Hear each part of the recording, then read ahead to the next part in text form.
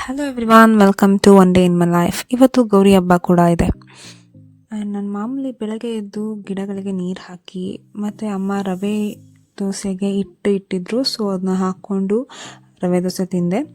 ಆಮೇಲೆ ಮತ್ತೆ ಟೀ ಕುಡಿದು ಆ್ಯಂಡ್ ಸ್ವಲ್ಪ ಬಟ್ಟೆ ಒಣಗಾಕೋದಿತ್ತು. ಸೊ ಅದನ್ನ ಒಣಗಾಕಿ ಆ್ಯಂಡ್ ನನ್ನ ಬಟ್ಟೆ ಐರನ್ ಮಾಡೋಕ್ಕೆ ಕೂತ್ಕೊಂಡೆ. ಯಾಕೆ ಅಂತ ಹೇಳಿದ್ರೆ ನನ್ನ ಫ್ರೆಂಡ್ ನನ್ನ ಗೌರಿ ಹಬ್ಬಕ್ಕೆ ಪೂಜೆಗೆ ಕರೆದಿದ್ಲು. ಸೊ ರೆಡಿಯಾಗಿ, ಸೊ ಇದು ನನ್ನದು ಟೋಟಲ್ ಗೆಟಪ್. ಸೊ ರೆಡಿಯಾಗಿ ಬಸ್ ಹತ್ಕೊಂಡು ಅವಳ ಮನೆಗೆ ಹೋದೆ.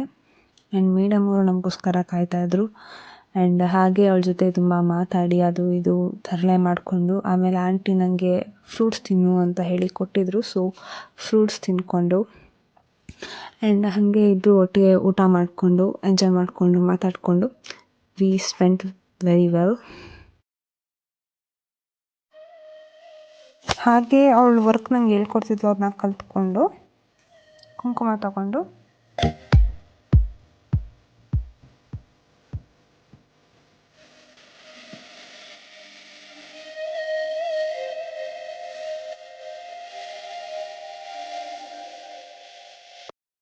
ಆಮೇಲೆ ಅವಳ ಜೊತೆ ಒಂದೆರಡು ಫೋಟೋಸ್ ತೊಗೊಂಡು ಮತ್ತೆ ಮನೆಗೆ ಹೊರಟೆ.